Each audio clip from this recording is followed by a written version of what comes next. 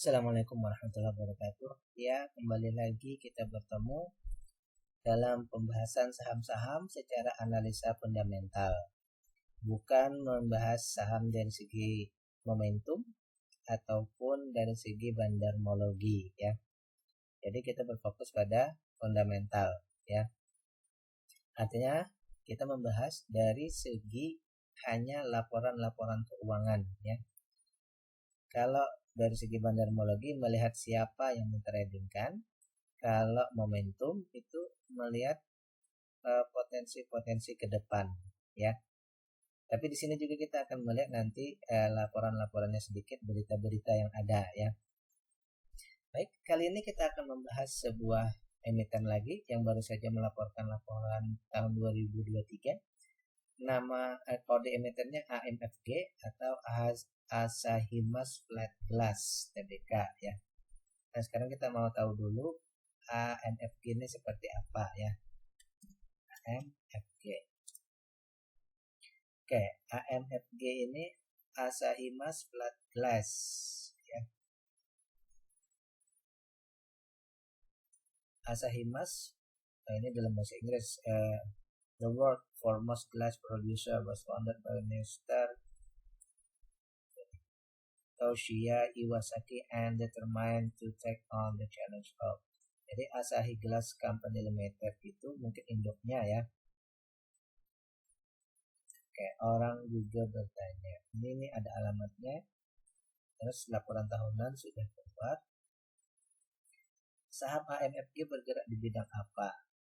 PT Asahimas Flat Glass Tbk, produsen kaca dan cermin yang beroperasi April 1973, berawal dari Asahi Glass Company Limited, produsen kaca sejak awal 1900-an, berinvestasi di roda emas ya.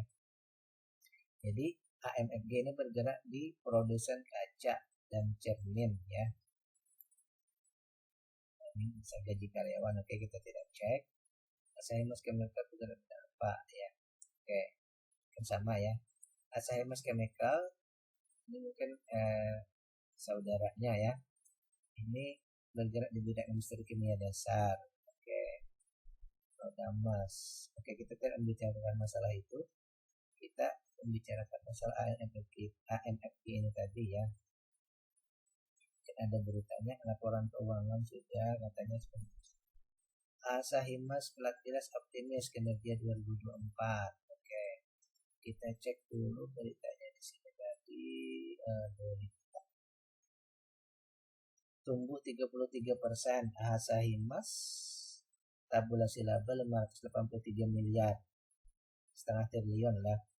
Harga wajar saham AMFG update kinerja. Asahimas Flat Glass bidik pertumbuhan kinerja tahun ini.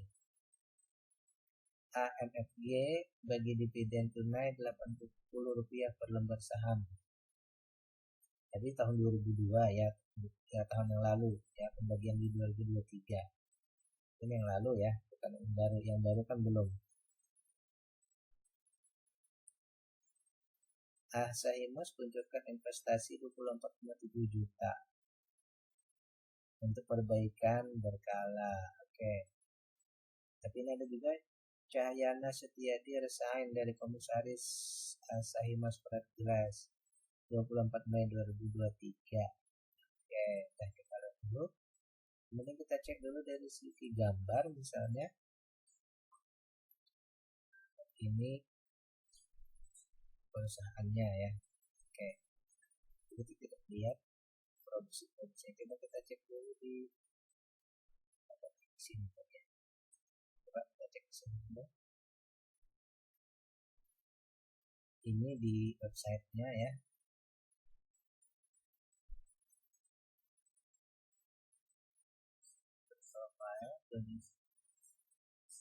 Kaca Asahimas untuk bangunan, kaca untuk otomotif juga ada ya. Jadi untuk bangunan dan otomotif ya, dua yang utama. Oke, kita lanjut ke pembahasan kita. Baik, laporan keuangannya sudah keluar, kita tinggal membahas hari ini ya. Pada saya lupa harganya berapa. Harganya berapa sekarang?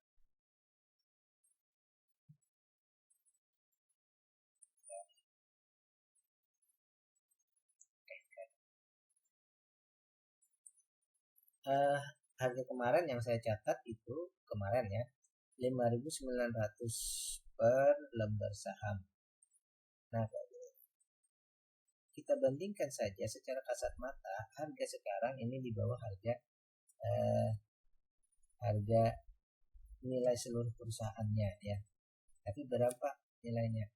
Ternyata nilainya itu 60. Harga sekarang ini baru berada di 60% harga perusahaan ya. Berarti harga sekarang itu kalau bahasa kita ini mungkin diskonnya 40% ya.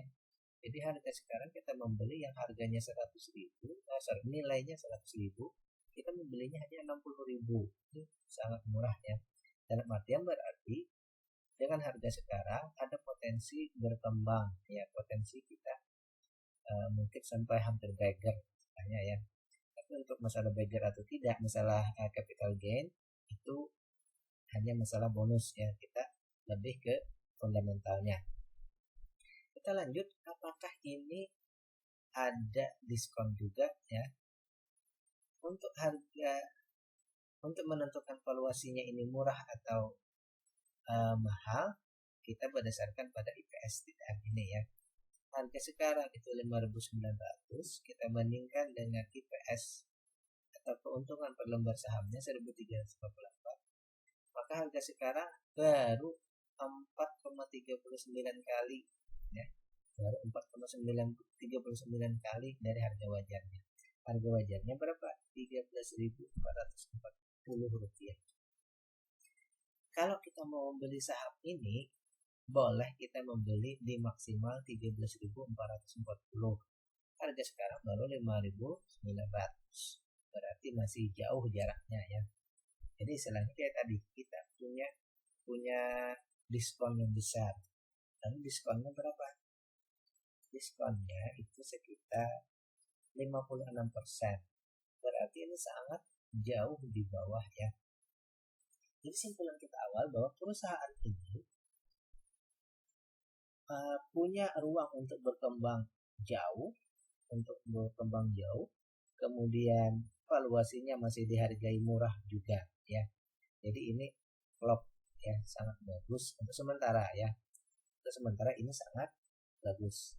Tinggal kita mengkonfirmasi bagusnya ini apakah bagus dalam artian memang dia sangat baik, atau bagusnya ini bekas dari harga tinggi lalu turun jauh ya. Kita konfirmasi dengan dividen. Ternyata kalau melihat persen dividen yang dibagi per tahun, persen keuntungan yang dibagi, ternyata ini hanya 10%. Nah, kalau saya menghitung 10% ini, saya menganggap bahwa perusahaan itu membagi terlalu kecil. Kenapa? Karena hanya 10% yang dibagi, 90%-nya ditahan.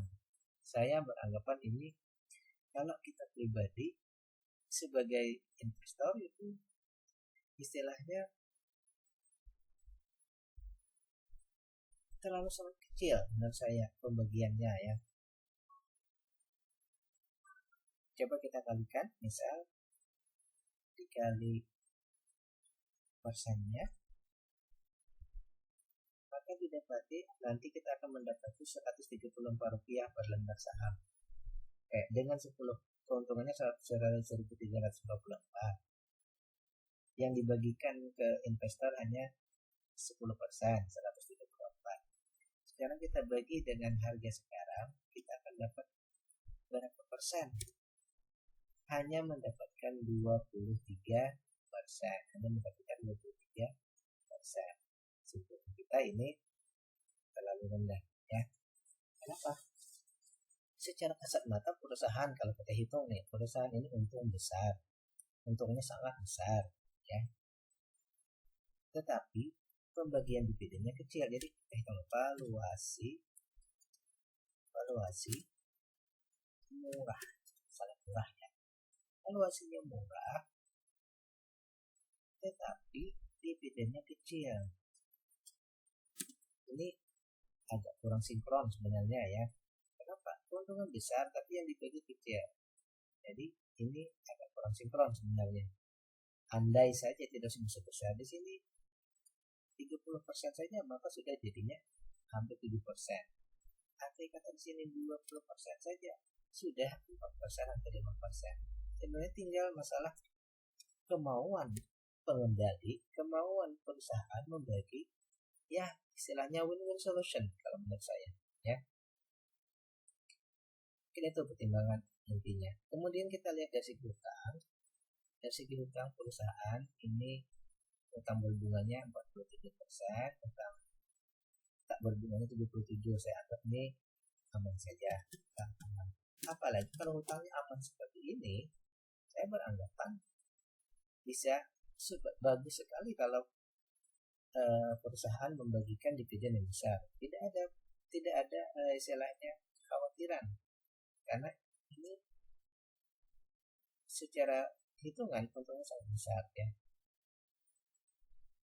Secara logika matematika saya menghitung dari sini.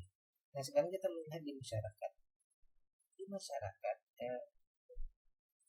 saham ini hanya 12%, sangat kecil ya. Artinya apa? Pengendali memang betul-betul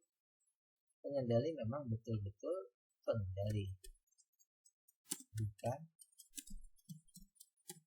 Bisa pula dari sini karena ini jadi akhirnya karena tidak banyak masyarakat, akhirnya ya dividennya bisa saja agak kecil karena mungkin pengendali juga berada di dalam ya, mungkin sebagai istilahnya direktur, komisaris dan lain-lain. Jadi pengendalinya jadi tidak perlu membagi dividen yang sangat besar, itu menurut saya. Nah kemudian dikasih juga sangat sedikit. Artinya apa? Memang perusahaan ini ya, kalau saya lihat perusahaan ini dipegang penuh oleh pengendali dan perusahaan ini sangat menguntungkan. Jadi pengendali tidak trading. Kenapa? Mereka fokus pada pengembangan perusahaan dan hasilnya betul, keuntungannya sangat besar ya. Cuma dari segi sudut pandang investor, kita tentu berharap bahwa para investor juga mendapatkan return yang lebih bagus ya, yang mendapatkan ya hasil yang win-win solution seperti kayak saya tadi. Misalnya tadi kita ubah jadi 30% saja udah cukup ya. Apalagi kalau sampai 40% misalnya yang luar biasa. Cukup dengan 30% saja ya, sudah bagus. Jadi simpulan saya, pengendali bukan masyarakat dan pengendali dan tidak trading. Ini luar biasa ini ya. Artinya pengendali memang fokus pada perusahaan. Sangat luar biasa. Cuma sekali lagi saya ingin mengatakan, saya berharap bahwa mungkin pada saat RUPS nanti ada kebijakan dari beberapa tahun yang lalu, kebijakannya diubah bahwa lebih berpihak kepada investor untuk pembagian dividen lebih dinaikkan. Mungkin itu yang jadi harapan saya ya. Jadi yang saya bisa simpulkan di sini,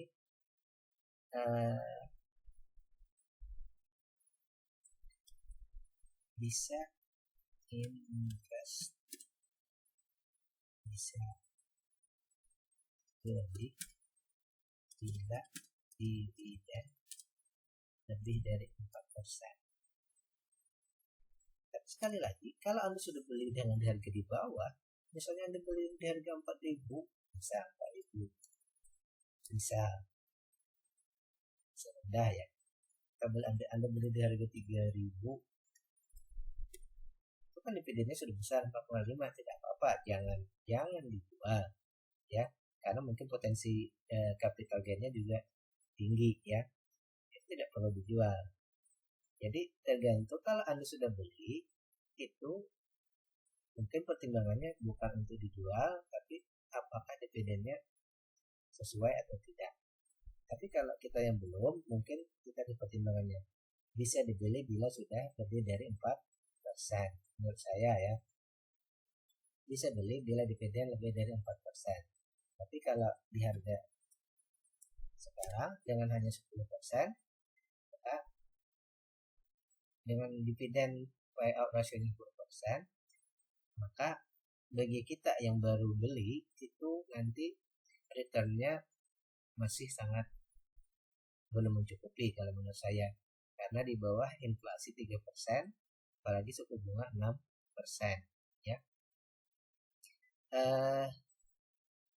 Mungkin ini menurut pemikiran saya ya, sebagai pertimbangan saja. Bagi Anda yang mau membeli dan Anda yakin bahwa perusahaan ini bagus dan Anda tahu perusahaan ini memang bagus, maka silahkan dibeli, karena proyeksi ke depan itu Anda yang tahu ya. Ini hanya sebagai bahan pertimbangan. Segala keputusan oleh investor itu tanggung jawab investor sendiri. Ini hanyalah pemikiran saya ya. Karena tiap orang pemikirannya berbeda dan cara menganalisa juga berbeda. Oleh karena itu, ini adalah disclaimer-nya ya. Demikian pembahasan kita hari ini. Billahi taufiq wal hidayah. Assalamualaikum warahmatullahi wabarakatuh.